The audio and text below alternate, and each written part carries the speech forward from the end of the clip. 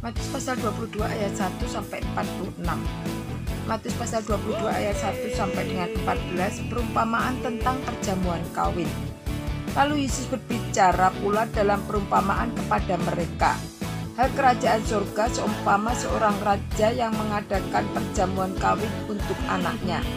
Ia menyuruh hamba-hambanya memanggil orang-orang yang telah diundang ke perjamuan kawin itu.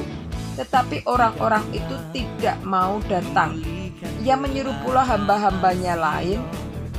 Pesannya, katakanlah kepada orang-orang yang diundang itu, sesungguhnya hidangan telah kusediakan. Lembu-lembu jantan dan ternak piaraanku telah disembelih. Semuanya telah tersedia. Datanglah ke perjamuan kawin itu. Tetapi orang-orang yang diundang itu tidak mengindahkannya. Ada yang pergi ke ladangnya, ada yang pergi mengurus usahanya, dan yang lain menangkap hamba-hambanya itu, menyiksanya dan membunuhnya. Maka murkalah raja itu, lalu menyuruh pasukannya ke sana untuk membinasakan pembunuh-pembunuh itu dan membakar kota itu. Sesudah itu ia berkata kepada hamba-hambanya, perjamuan kawin telah tersedia, tetapi orang-orang yang diundang tadi tidak layak untukku. Sebab itu pergilah ke persimpangan-persimpangan jalan dan undanglah orang-orang yang kamu jumpai di sana ke perjamuan kawin itu. Maka pergilah hamba-hamba itu dan mereka mengumpulkan semua orang yang dijumpainya di jalan-jalan, orang-orang jahat, dan orang-orang baik, sehingga penuhlah ruangan perjamuan kawin itu dengan tamu. Ketika raja itu masuk untuk bertemu dengan tamu-tamu itu, ia melihat seorang yang tidak berpakaian pesta. Ia berkata kepadanya, "Hei saudara, bagaimana engkau masuk kemari dengan tidak mengenakan pakaian pesta?" Tetapi orang itu diam saja. Lalu kata raja itu kepada hamba-hambanya, "Ikatlah kaki dan tangannya dan campakkanlah orang itu ke dalam kegelapan yang paling gelap. Di sanalah akan terdapat ratap dan kertak gigi. Sebab banyak yang dipanggil, tetapi sedikit yang dipilih." Matius pasal 22 ayat 15 sampai 22 tentang membayar pajak kepada kaisar. Kemudian pergilah orang-orang Farisi. Mereka berunding bagaimana mereka dapat menjerat Yesus dengan suatu pertanyaan. Mereka menyuruh murid-murid mereka bersama-sama dengan orang Herodian bertanya kepadanya, "Guru, kami tahu engkau adalah seorang yang jujur dan dengan jujur mengajar jalan Allah, dan engkau tidak takut kepada siapapun juga, sebab engkau tidak mencari muka. Katakanlah kepada kami pendapatmu, apakah diperbolehkan membayar pajak kepada kaisar atau tidak?" Tetapi Yesus mengetahui kejahatan hati mereka itu, lalu berkata, "Mengapa kamu mencobai aku, hai orang-orang munafik? Tunjukkanlah kepadaku mata uang untuk pajak itu." Mereka membawa suatu dinar kepadanya. Maka ia bertanya kepada mereka, "Gambar dan tulisan siapakah ini?"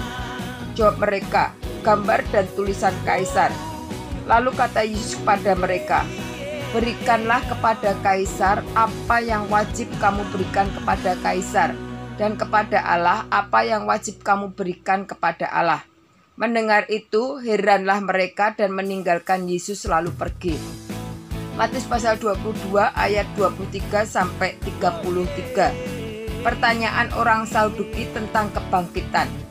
Pada hari itu datanglah kepada Yesus beberapa orang Saduki yang berpendapat bahwa tidak ada kebangkitan. Mereka bertanya kepadanya, "Guru, Musa mengatakan bahwa jika seorang mati dengan tidak meninggalkan anak, saudaranya harus kawin dengan istrinya itu dan membangkitkan keturunan bagi saudaranya itu. Tetapi di antara kami ada 7 orang bersaudara. Yang pertama kawin tetapi kemudian mati, Dan karena ia tidak mempunyai keturunan, ia meninggalkan istrinya kepada itu bagi saudaranya. Demikian juga yang kedua dan yang ketiga sampai dengan yang ketujuh. Dan akhirnya sesudah mereka semua, perempuan itu pun mati. Siapakah di antara ketujuh orang itu yang menjadi suami perempuan itu pada hari kebangkitan? Sebab mereka semua telah beristrikan dia.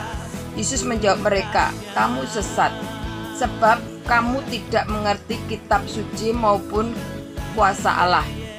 Karena pada waktu kebangkitan orang tidak kawin dan tidak dikawinkan, melainkan hidup seperti malaikat di surga.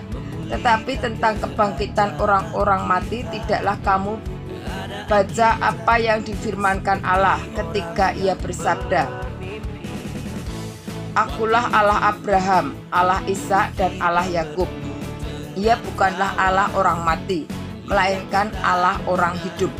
Orang banyak yang mendengar itu takjub akan pengajarannya.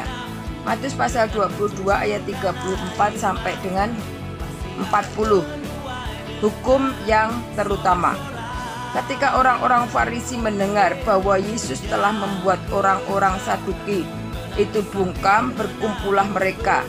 Dan seorang dari mereka, seorang ahli Taurat, bertanya untuk mencobai dia, Guru, hukum manakah yang terutama dalam hukum Taurat? Jawab Yesus kepadanya, Kasihilah Tuhan Allahmu dengan segenap hatimu dan dengan segenap jiwamu dan dengan segenap akal budimu. Itulah hukum yang terutama dan yang pertama. Dan hukum yang kedua yang sama dengan itu ialah, kasihilah sesamamu manusia seperti dirimu sendiri. Pada kedua hukum inilah tergantung seluruh hukum Taurat dan kitab para nabi. Matius pasal 22 ayat 41 sampai 46.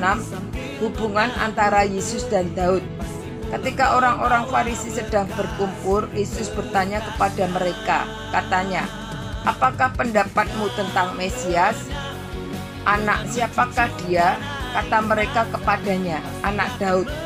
Katanya kepada mereka, jika demikian, bagaimanakah Daud oleh pimpinan Roh dapat menyebut dia tuannya ketika ia berkata, Tuhan telah berfirman kepada Tuanku, duduklah di sebelah kananku sampai musuh-musuhmu kutaruh di bawah kakimu.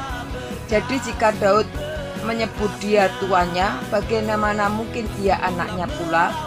Tidak ada seorang pun yang dapat menjawabnya. Dan sejak hari itu tidak ada seorang pun juga yang berani menanyakan sesuatu kepadanya.